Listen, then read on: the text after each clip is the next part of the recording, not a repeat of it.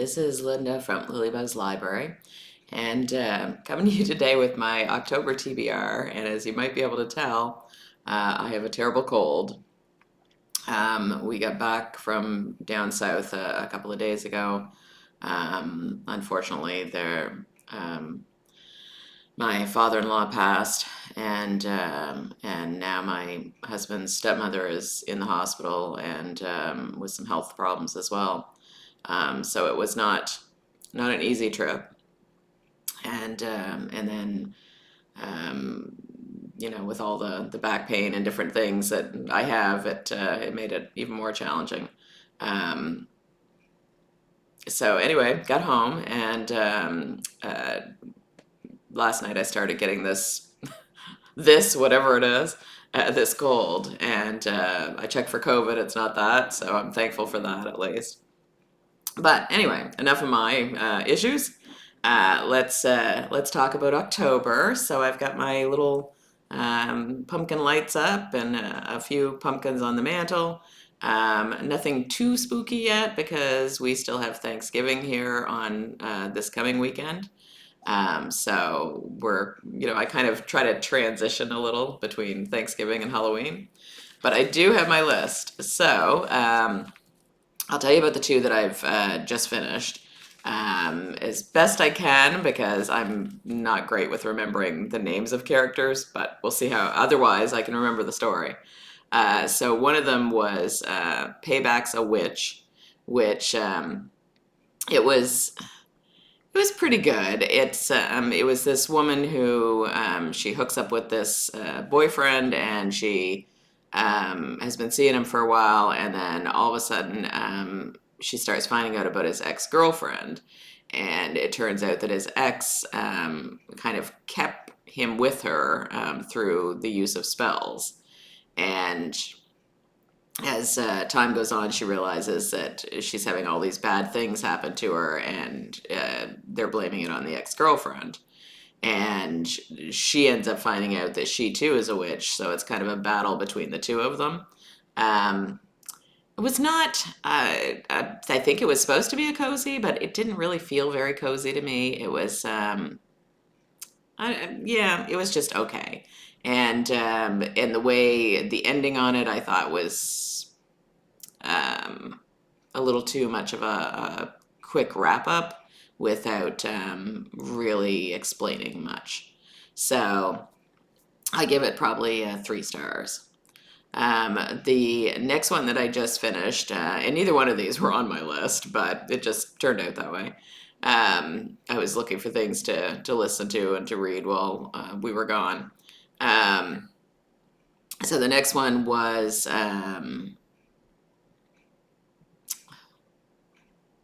The Witch Doctor is in. Sorry, my mind's not quite there. The Witch Doctor is in, and that one was actually pretty good. It was this witch who was in charge of a hospital for paranormals, and she ends up meeting this vampire who he had been in the Secret Service and then got turned into a vampire.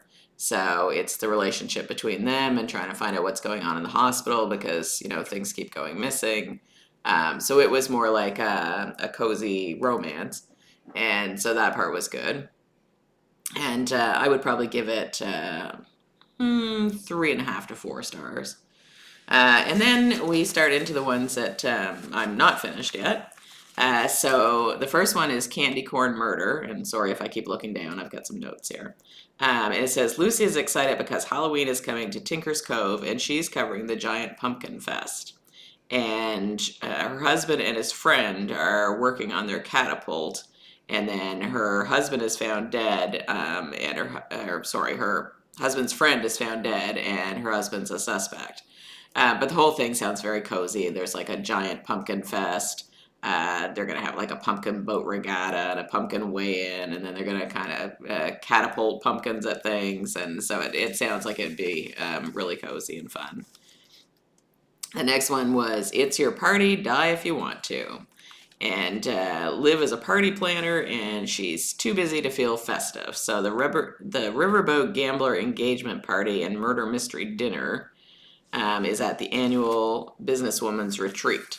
So she's taking care of that, and then they stumble over a dead body in the cemetery, and they, one that doesn't belong there, and her and her best friend will have to dig up the truth. So that one too sounds really cozy and cute. I get a few from Audible. One is Seances Are for Suckers, and it's the first book in the Eleanor Wilde mystery series.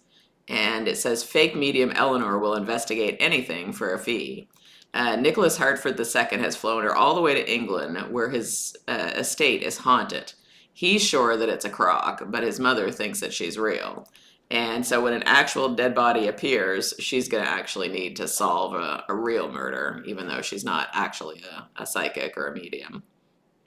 So that one sounds cute. I kind of like the idea of her, being a fake medium and then being shoved into that. I think that would be fun. So the next one is called Be My Ghost. It's a haunted haven mystery, the first one in that series. And it says Maureen and her golden retriever Finn have took possession of an inn as part of this mysterious inheritance that she got. But they get there and they find out it's already haunted.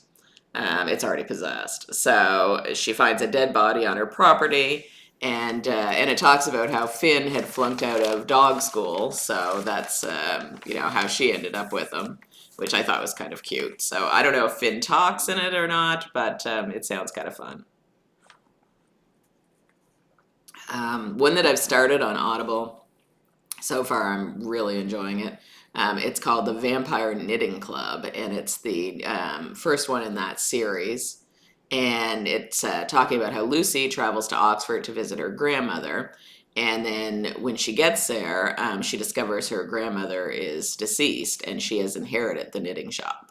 But at some point, the grandmother comes into the shop and she realizes that although her grandmother is deceased, she can still see her grandmother because she's been turned into a vampire. So, excuse me. So when she discovers that her grandmother is now a vampire, she learns that her grandmother had been murdered, but she doesn't remember who did it. So she's trying to investigate that, trying to figure out what's going on, and then this group of vampires that her grandmother is part of, they have their own knitting club, and they come to the shop once a week and sit there and knit. And so Lucy at first is kind of scared of them because they're vampires, but then she's starting to realize that they really just want to knit and do their own thing. So anyway, it's very cute and very cozy, and I think there's quite a few of them, but I'm really enjoying it so far. And the next one is Cruel Candy. I've got quite a list, as you can see, for October, so it's going to be it might be a busy reading month. We'll see how many I get through. So Cruel Candy is the part of the Cozy Corgi mystery, and I believe it's the first one in that series. And it says Winifred Page, who goes by Fred, and her corgi Watson.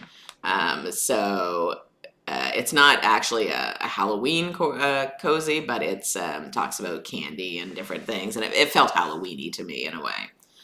So she's Fred is going to be living close to her mother and her stepfather, and she opened up this bookshop, which was her dream. But then they find a dead body in the upstairs kitchen, and her stepfather, Barry, is accused. So it's up to her and her corgi, Watson, to try and figure this out and get him off the hook. So that one sounded good. This one sounds great too. It's they're all, I just love these Halloween cozies. They're all very I don't know. They just really strike a place in my heart. They all just sound so good. It's like I'm getting, now that I read more cozies, I'm feeling like I kind of have a favorite, and I think it's really like the seasonal cozies like Halloween and Christmas. I really enjoy those ones. So the next one is The Ghost of Marlowe House, and it's the first in the Haunting Danielle series. And it says Danielle inherits Marlowe House and dreams of turning it into a seaside bed and breakfast. But the previous owner is still in residence, and he's been dead for 90 years. he convinces her that she has to solve the mystery of his death before he's going to leave her be, and she can go on with this bed and breakfast. So she has to help him out. So the next one is called A Witching Place, A Fatal Folio. And again, this is one in a series that has, many, many. Um, so it says Alexis was fired from her job at the book publisher and breaks up with her boyfriend, and she accepts a job at a bookstore in a small seaside town. Don't they all accept a job at a bookstore in a small seaside town? It's like, I live in a seaside town. I wouldn't mind working in a bookstore. That sounds like a great job. Um, Anyway, there's something strange about the owner, the shop, and the town, and then a dead body appears, and she has to figure out what's going on with it. The next one, which I'm sure everyone's heard of, it's gotten a lot of buzz, is Lattes and Spirits, and it's the Mystic Brews #1, and it says April Storm longs to do more than make macchiatos and talk to her ex-boyfriend's ghost. Quirky aunt wants her to move and help to run a cafe in Wales, but the famous deceased cricketer wants her to spill the beans on his killer as soon as she figures it out. So there is also a talking cat, her spectral ex, and a magical secret agent. So it sounds like there's a lot going on in that one. And the next is Eat, Drink, and Be Scary. And I just love I love the name of that one. It is Who Done It #1 is what I've got written down here. So it says Teddy loves covered bridges, quirky residents, antique shops, and more. So it talks about her and how there's a fall festival with spooky decorations and costumes and things. And then a guest is found face down in the bobbing apple stand. So her best friend turns out to be the #1 suspect. So she has to help her best friend. And then there's Covert Curses, which is the first in the Irish Incantations book. And this one, I love the cover on it because it looks like my cat Sebastian on the cover. So that's really nice to see. And it says Victoria is a green witch with growing plant powers, now living on the coast of Ireland. She tries to solve a murder at the local pub with the help of her cat Simon. And I guess it's not Sebastian, it's Simon. So those are the cozy mysteries that I gravitated to for October. Like I said, I don't know how many I'll get through. I think it's going to depend on how I feel and what else is going on.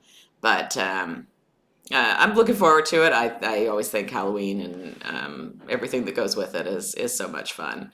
So I'm hopeful that this cold won't stick around for too long. And again, thankful it's not something else, but we'll see how it goes. And thankful to everyone who sent messages about our trip and my father-in-law. So appreciate that as well. And I've got my Wicket Before Coffee mug, and I'm all set for the season. And I hope you find a cozy mystery in there, a paranormal cozy that you enjoy. Like I said, right now the one that I'm reading the one that I'm listening to is the Vampire Knitting Club. So I know already I'll be recommending that one unless it really takes a turn because so far it's a lot of fun. All right, talk to you soon. I'm going to go curl up with a warm coffee and a box of Kleenex and curl up and watch The Good Witch. All right, have a great day, friends. Bye-bye. But wait, there's more. I forgot 2 books.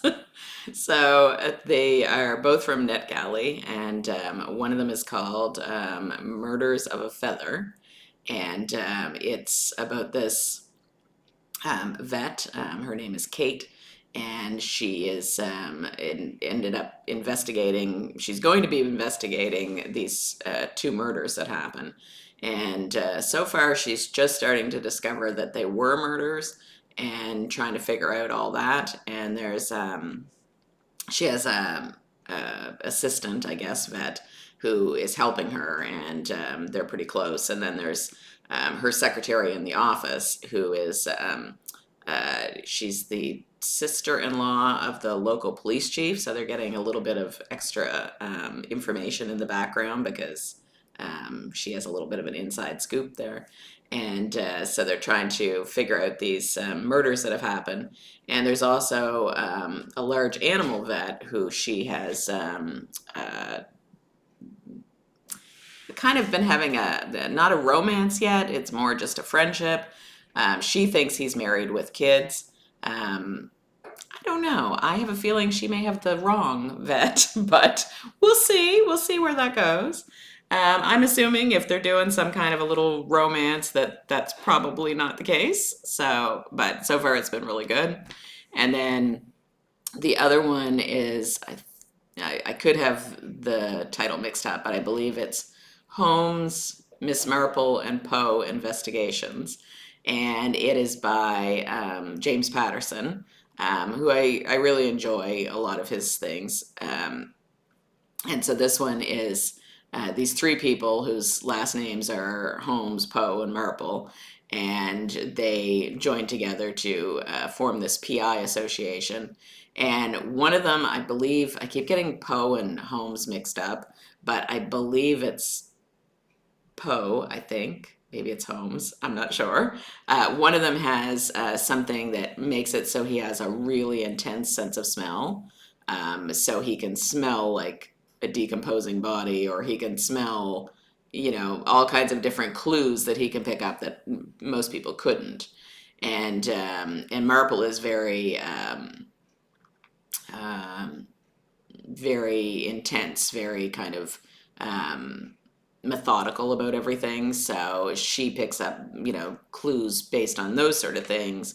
And then the other one, Poe or Holmes, whichever one it was, he is very much